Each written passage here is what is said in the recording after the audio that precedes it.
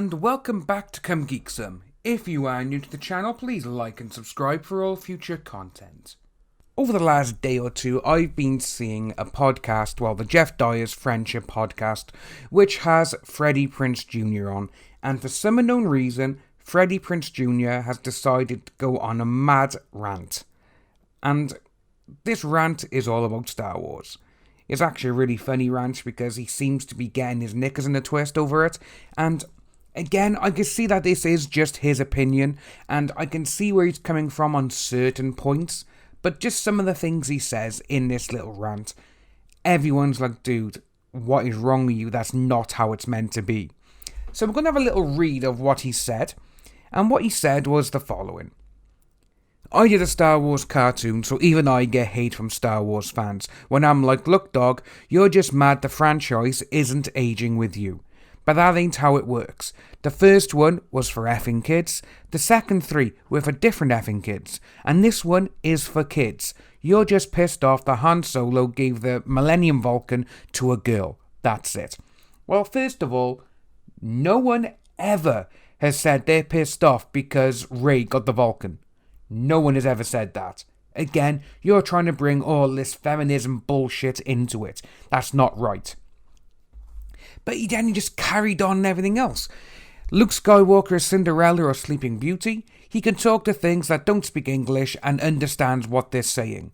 He gets a fairy godfather instead of a fairy godmother who teaches him how to be the best Jedi in the world in no time flat.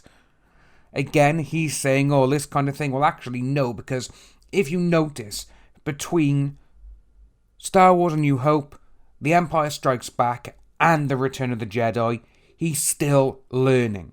The second one, he goes off to Dagobah. Again, no one knows how long he was there for. Again, Prince Jr. is probably just going on from the actual films. Like, oh, well, this film came out, then it has to be next. It was a certain time frame between each one, so he was continually training. He was learning it. He even says that in The Last Jedi, even though how much I hate that film. He even says in that. But again, it's just so funny because he tries to support his argument by discussing the Force. And he says he knows a lot more about the Force than other people because he was taught by someone. Wow. So we're going to have a little look at what he said about the Force. I know more about the Force than most people because David Filoni taught me, and George Lucas taught him, and all these video games have messed people up on what the Force is. Like, Luke's skill doesn't dictate whether he wins or loses. The Force dictates who wins or loses based on balance. And here's the quick version, how to explain to all these people who effing think they get to decide. If you want to do this time-wise, Palpatine, you would say, and Yoda are the smartest too. Palpatine clearly smarter because Yoda was blind to the power of the dark side and the seduction of Anakin. So let's talk about the seduction of Anakin Skywalker for a second. If the Emperor is the smartest dude in the universe, you knows that the Force dictates this.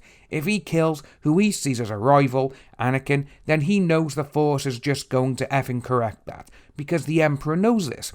These are George Lucas's words, not mine, so F you if you disagree with me. Straight up, this is information time, not affirmation time. Straight up, man. So the Emperor knows that, so instead of killing Anakin, what does he do? He seduces him, to double the strength of the dark side. So what does the Force do? It balances us. How? It gives us twins, Luke and Leia, 2 and effing 2. Balance. And if you look at the movie through just that simple perspective, you will not only know why every single bad guy loses and every single good guy loses, you'll know who's going to win and lose in the next effing movie. I can tell you, I just don't want to wreck it. This dude, man, literally, he's literally just gone on a rant for no reason. It's like, dude, if you're this pissed off, why are you even going on about it? Again, he's normally really chilled and relaxed normally, but again, it seems like now he's just getting pissy and moany about Star Wars. I love Star Wars. Out of all the films, it's only The Last Jedi that doesn't sit well for me. I've tried watching that film numerous times. I just can't watch it. There's something about it, just the way that it's been going and the way it's flowing. I was just like, you know what? That's bullshit. A lot of it. I love The Force Awakens. I actually really enjoyed Solo. And I absolutely love Rogue One. So in these new series, when you've got people going on saying, oh, you hate Star Wars because you're this, because you're that, these people love all the films I've just mentioned.